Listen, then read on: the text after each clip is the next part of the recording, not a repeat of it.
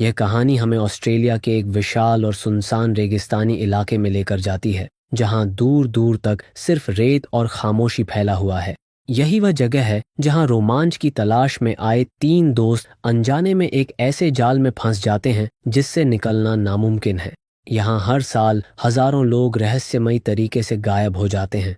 इनमें से कई लोग वापस मिल जाते हैं, लेकिन कुछ लोग ऐसे भी होते हैं जो हमेशा के लिए लापता हो जाते हैं। बहुत से लोगों ने यह जानने की कोशिश की कि आखिर वे लोग गए कहाँ, क्या उन्हें आसमान निगल गया या जमीन में समा गए, लेकिन आज तक इस सवाल का कोई जवाब नहीं मिल पाया। उन्हीं लापता लोगों में से एक कहानी आज हम आपके लिए लेकर आए हैं, जिसका अंत आपको पूरी तरह से चौंका देगा। कहानी की शुरुआत क्रिस्टीन और लिसा नाम की दो सहेलियों से होती है, जो समंदर के किनारे आराम से लेटी होती हैं। तभी वहां उनका दोस्त बेन आता है, जिसने हाल ही में एक नई कार खरीदी होती है, और वह अपनी इस कार से दोस्तों के साथ एक ऐसी जगह को एक्सप्लोर करना चाहता है जहां बहुत कम लोग जाते हैं, क्योंकि वह जगह शहर से काफी दूर है। अगली सुबह ये तीनों अपनी ट्रिप के लिए निकल पड़ते हैं। रास्ते में वे एक गैस स्टेशन पर रुकते हैं। यहाँ बेन सब कुछ कैमरे में रिकॉर्ड कर रहा होता है। इसी दौरान उसकी मुलाकात माइक टेलर नाम के एक आदमी से होती है। जब बेन उसे बताता है कि वे लोग वुल्फ क्रीक क्रेटर जा रहे हैं, तो माइक के चेहरे के हाव भाव अचानक बदल जाते हैं। हालांकि वह ऐसा दिखाने की कोशिश करता है जैसे उसे कुछ भी पता न हो, लेकिन ये तीनों अपने ही जोश में डूबे रहते हैं और उस कच्चे रास्ते पर आगे बढ़ जाते हैं जहां जाने के लिए सरकार की तरफ से कोई पक्की सड़क नहीं बनी होती। आखिरकार वे जिस जगह पहुंचते हैं वह ऊपर से एक बहुत बड़ा और गहरा गड्ढा दिखाई देता है।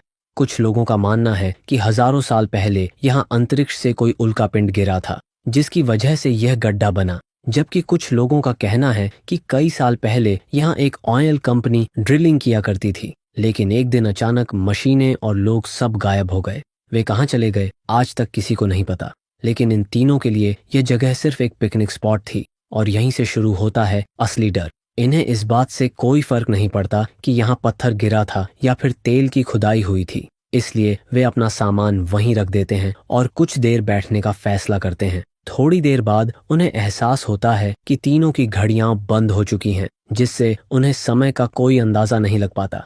अब अंधेरा होने से पहले उन्हें जल्दी से यहाँ से निकलना होता है, लेकिन तभी उनकी कार भी स्टार्ट नहीं होती, जिसे बेन ने कुछ दिन पहले ही खरीदा था। ये बात बेन को बेहद अजीब लगती है। कई घंटों की कोशिश के बावजूद भी जब कार ठीक नहीं होती, तो आखिरकार वे हार मान लेते हैं और फैसला करते हैं कि आज की रात यहीं इसी सुनसान इलाके में गुजारेंगे, जो काफी खतरनाक हो सकता है क्योंकि आसपास जंगली जानवर भी हो सकते हैं, लेकिन इसके अलावा उनके पास कोई और रास्ता भी नहीं होता। रात होने पर बेन अपनी खोज और ऑब्जर्वेशन की बातें बताने लगता है, जिसमें वह कहता है कि शायद किसी यूएफओ की वजह से सभी बैटरी से चलने वाली चीजें बंद हो गई हैं। लेकिन क्रिस्टीन और लिसा को उसकी ये बातें बिल्कुल बकवास लगती हैं और वे उसे चुपचाप सो जाने को कह देती हैं। तभी उनकी नींद के दौरान एक मेहमान आता है, जिसका नाम मिक टेलर होता है। उसे देखकर तीनों बहुत खुश हो जाते हैं, क्योंकि उन्हें लगता है कि अब उनकी मदद हो जाएगी और वे यहाँ से बाहर निकल पाएंगे। लेकिन कार तो अब भी ठीक नहीं होती, इसलिए मिक कहता है कि वह अभी साउथ की ओर जा रहा है और कल सुबह लौटकर उनकी मदद करेगा। लिसा उससे रिक्वेस्ट करती है कि वह उन्हें अपने साथ ले चले, क्योंकि यह जगह बहुत सुनसान और खतरनाक है। मिक उनकी बात मान जाता है और उनकी कार को टो करके पास की एक पुरानी और सुनसान माइंस की ओर ले जाता है, जहां सालों से कोई नहीं गया होता। तीनों का प्लान होता है कि वे वहीं रात गुजारेंगे और सुबह निकल जाएंगे। मिक तीनों को पानी और खाने पीने की चीजें देता है और अपने बारे में बातें करते हुए खुद की तारीफ भी करता है।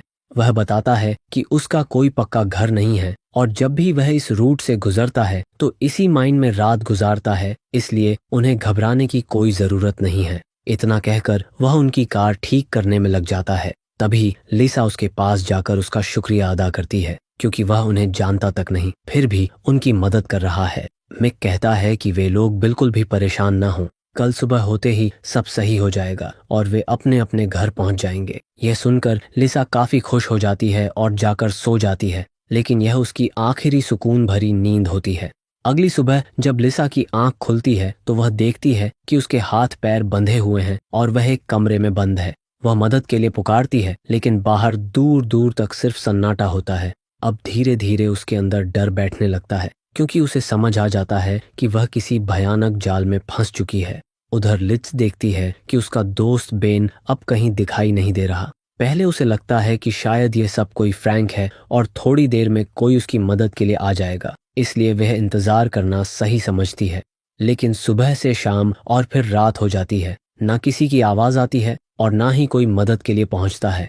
अब उसे समझ आ जाता है कि यह कोई मजाक नहीं बल्कि कड़वी हकीकत है। इतने समय में उसके दोस्तों को लौट आना चाहिए था, लेकिन अब उसे खुद ही कुछ करना होगा। वह वहां पड़ी एक नुकीली चीज से अपने हाथों में बंधी रस्सी काटती है। इसमें उसे काफी दर्द होता है, लेकिन किसी तरह वह खुद को आजाद कर लेती है और खिड़की से कूदकर बाहर निकल आती है। बाहर आकर वह अपनी कार देखती है जिसके सारे पुर्जे बाहर निकाले गए होते हैं, जो साफ बताता है कि यह सब जानबूझकर किया गया है। वह सबसे पहले अपने जूते पहनती है, तभी उसे क्रिस्टी की चीख सुनाई देती है। आवाज की दिशा में भागते हुए वह जो नजारा देखती है उससे उसके रोंगटे खड़े हो जाते हैं। मिक टेलर ने क्रिस्टी को एक खंभे से बांध रखा होता है और आंखें बंद करके उसके चारों ओर गोलियां चला रहा होता है, जिससे क्रिस्टी डर के मारे चीखती रहती है, जबकि मिक को इसमें मजा आ रहा होता है। वह यहीं नहीं रुकता और उसके साथ गलत हरकतें करने लगता है जिसे लिज देख नहीं पाती। तभी लिज बाहर खड़ी कार में आग लगा देती है, जिससे जोरदार धमाका होता है। आवाज सुनकर मिक बाहर आ जाता है और लिज छिप जाती है। मिक आग बुझाने में लग जाता है और इसी मौके का फायदा उठाकर लिज अंदर जाकर अपनी दोस्त को आजाद करने की कोशिश करती है, लेकिन तभी मिक वापस आ जाता है और दोबारा क्रिस्टी पर जुल्म करने लगता है।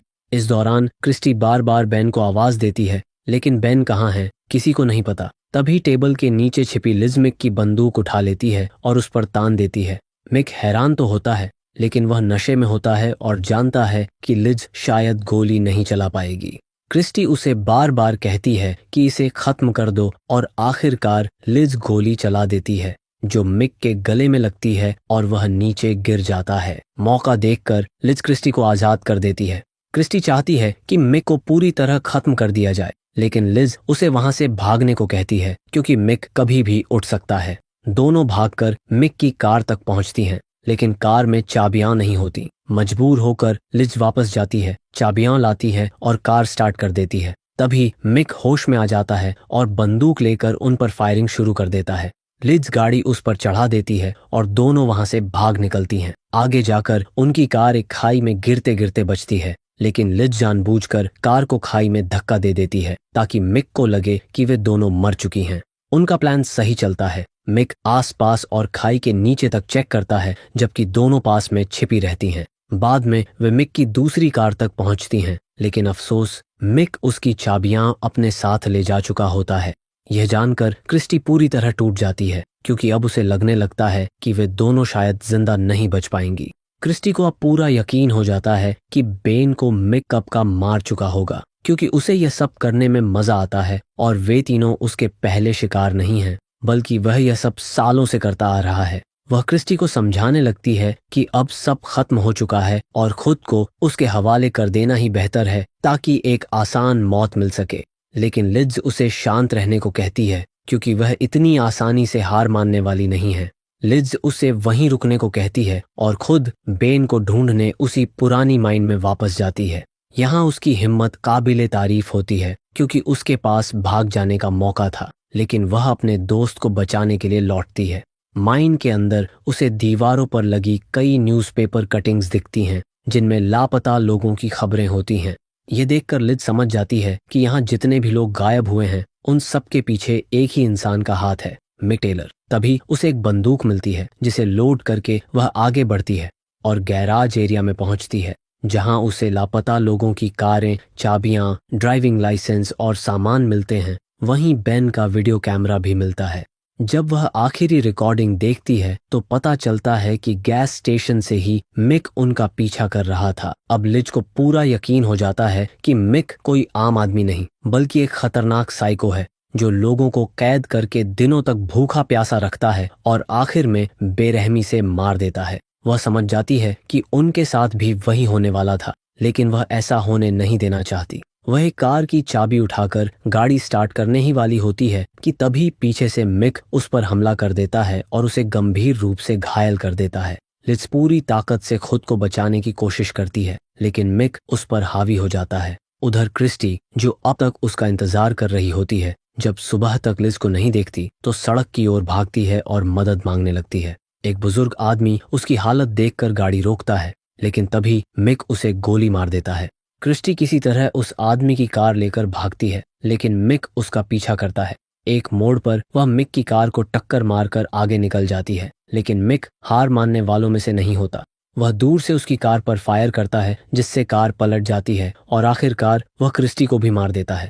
बाद में वह सब कुछ एक हादसे जैसा दिखाने की कोशिश करता है। सीन शिफ्ट होकर बेन पर आता है, जो अब भी जिंदा होता है लेकिन बेहद बुरी हालत में होता है। मिक की गैर मौजूदगी का फायदा उठाकर बेन किसी तरह खुद को आज़ाद करता है और भाग निकलता है। उसकी किस्मत अच्छी होती है क्योंकि रास्ते में एक कपल उसे देख लेता है और उसे पुलिस तक पहुंचा देता है। बेन का इलाज होता है और पुलिस उसकी बताई जगहों पर जांच करती है, लेकिन हैरानी की बात यह होती है कि उन्हें वहां कुछ भी नहीं मिलता, न मिक न सबूत। जो कुछ लिन नॉन क्रिस्टी ने देखा था वह सब रहस्य बनकर रह जाता है। शायद मिक अभी भी कहीं आजाद घूम रहा हो। इन्हीं सवालों के जवाब आपको पार्ट 2 में देखने को मिलेंगे। उसके लिए कमेंट जरूर कीजिए। मिलते हैं अगले वीडियो में।